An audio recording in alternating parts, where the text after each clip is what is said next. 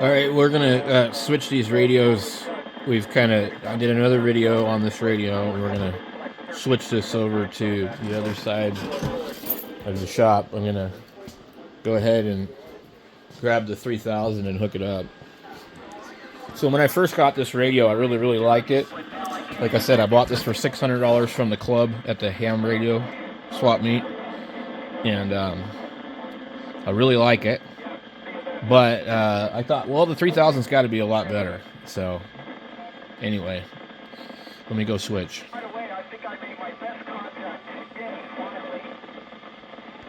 Alright, so we're back with the 1200. I gave it a little bit of armor all. And one thing that you immediately notice is different on this radio is all the keys are hard plastic. They're not rubber.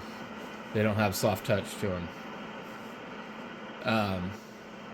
We have the gimmicky waterfall here, but we're stuck with our frequency for VFO-A right here. You can't do anything about that. A couple extra buttons in between here.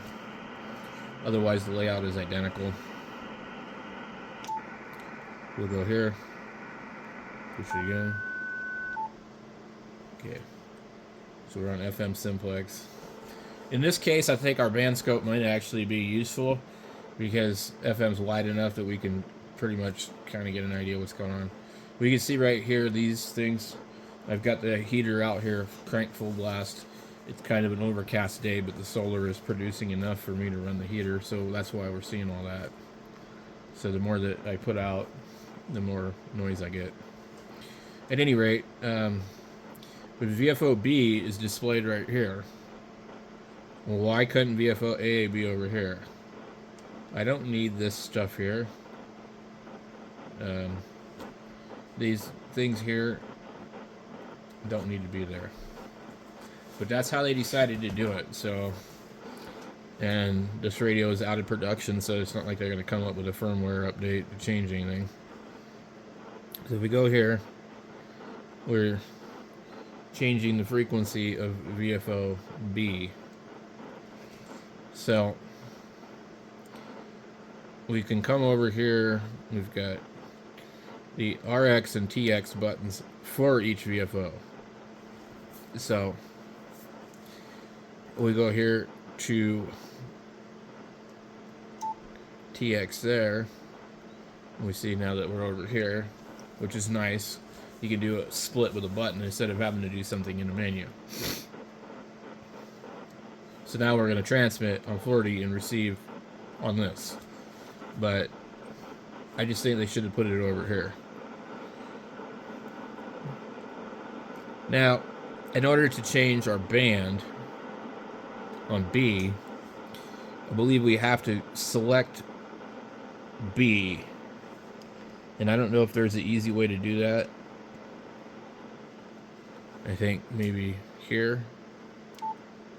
That goes clarifier or VFO-B. Now, when we're in here, let's say we push this. That's just going to change that. So that's what's annoying about that. Maybe if we come in here and go like that. So when you change that to RX, we can get it to change our band. Or maybe it just transferred it over. I don't know. Let's try this. Okay, so it did change it. So, but it's not giving us the 29 megahertz. Which means I've got to sit here and tune this forever. So, the easiest solution is to go A equals B. And then now, this one. Oh no, that just switched them around. That's obnoxious. Okay, so 29.6. And the A2B. Okay, let's go here. Okay, so now they're both the same. Okay, that's perfect. So, if we go back here, we're in VFO A, and we hit split down here, it's just automatically going to do that for us.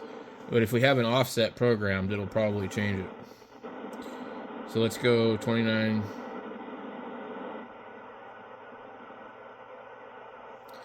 Four. Let's make sure that we're in FM. FM. Okay. Now,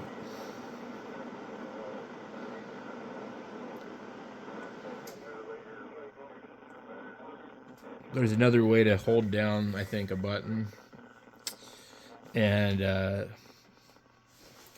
change it. Otherwise, meanwhile, we gotta go. Oops. We gotta go through here, and we gotta turn this down.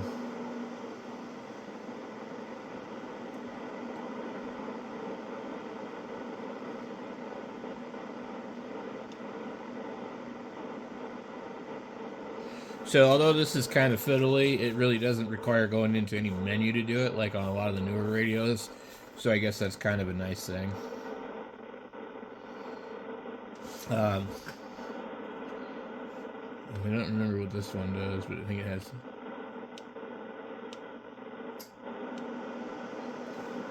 I thought one of these, like, if you held it down, you could tune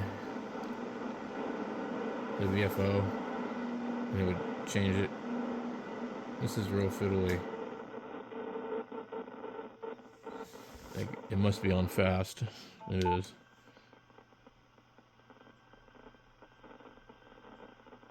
Here we go. So, in a lot of ways, it's the same display as the 1200, but if we remove the scope, well, we also have this AFF thing.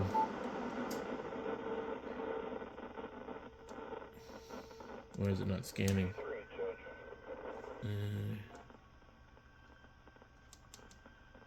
Oh, it looks like that's a memory.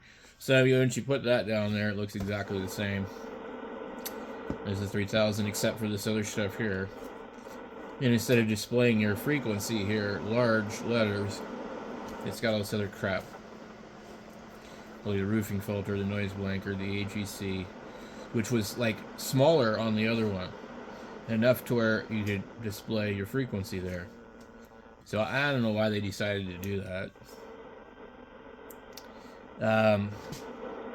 And there is no like VFO A and B button per se.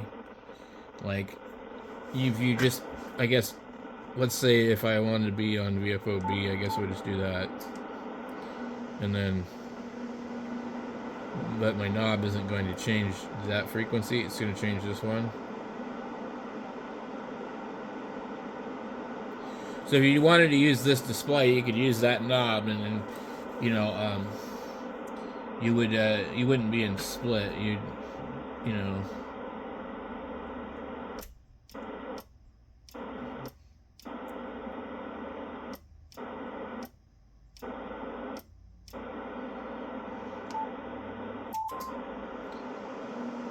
I don't know if it's tuned.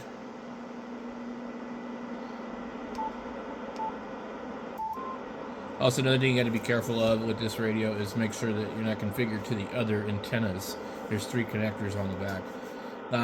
Because if you're on the other VFO, you could be on the other antenna. If you're on another band, you could be configured to another antenna. It remembers where you're at for your settings. So, it doesn't change it for all bands or all VFOs.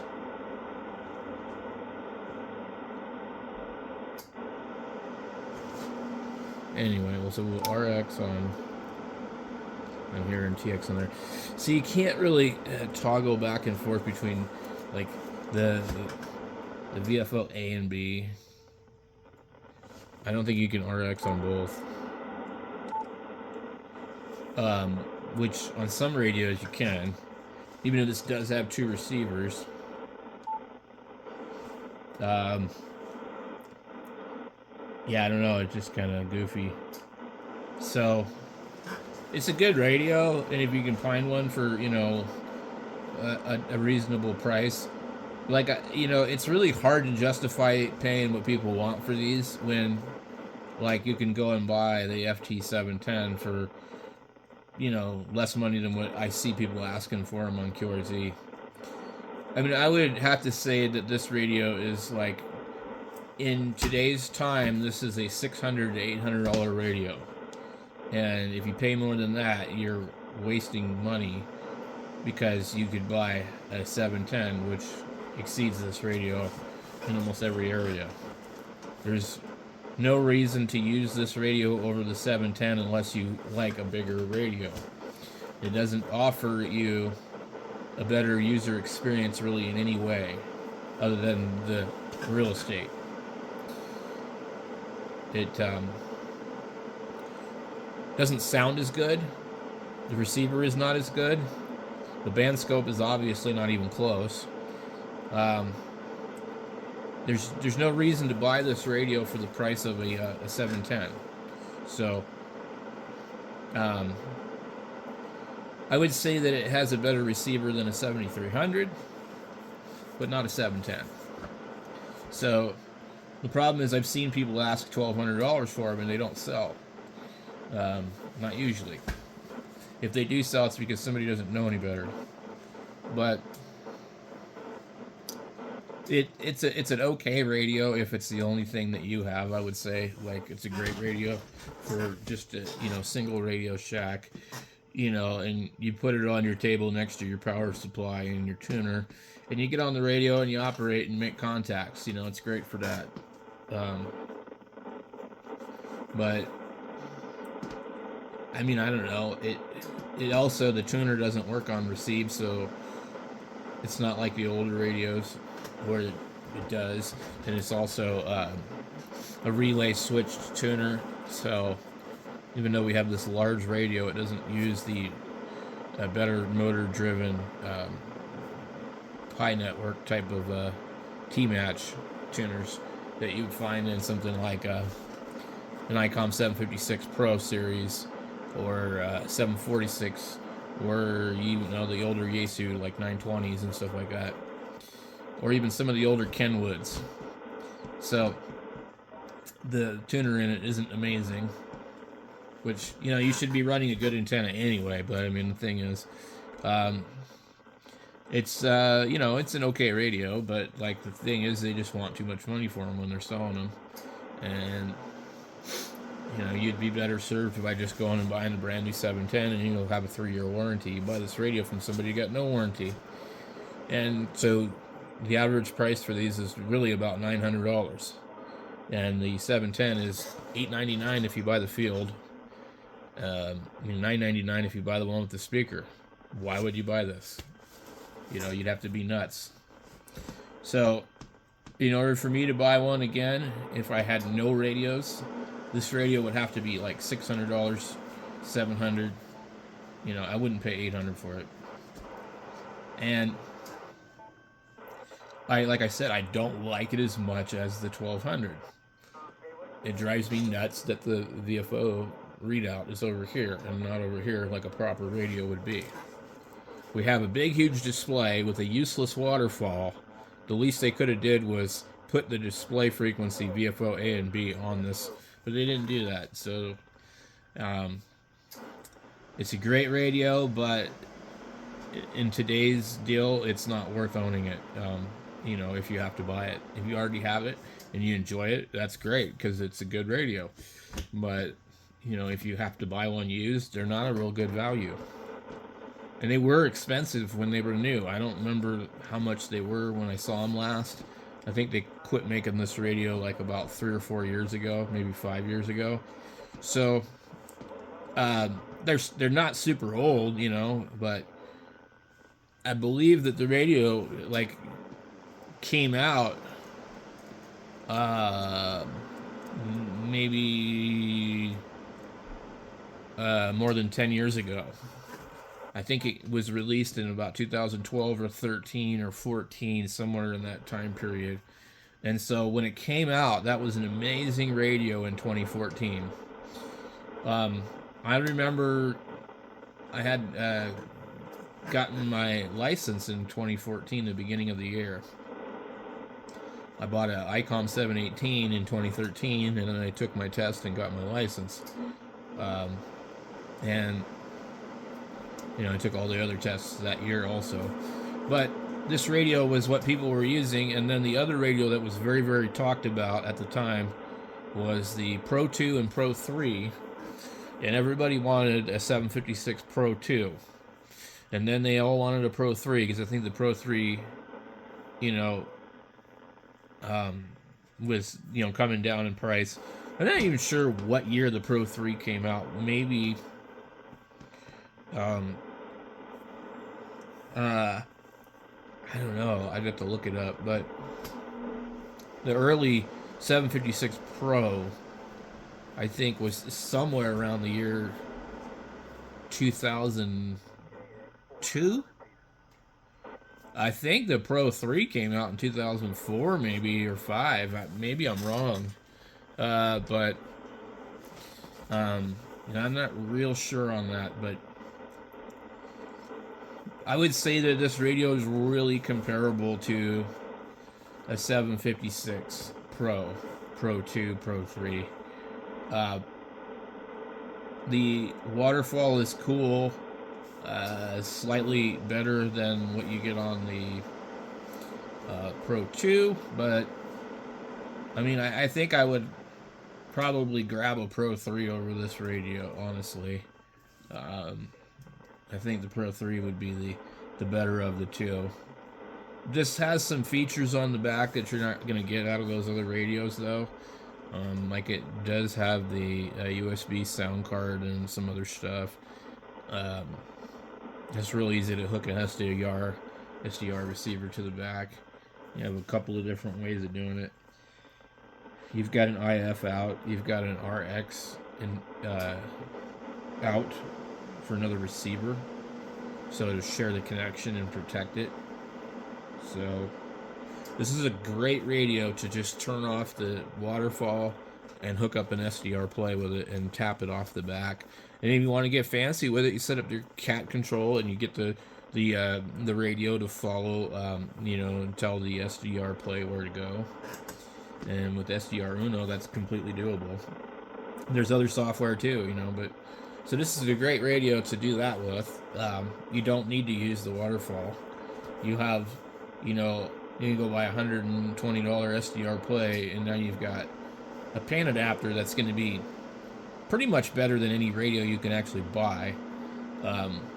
I've used all the latest, greatest radios, and the 710 has a extremely good display, especially when you hook it to a monitor, but the resolution degrades quite a bit.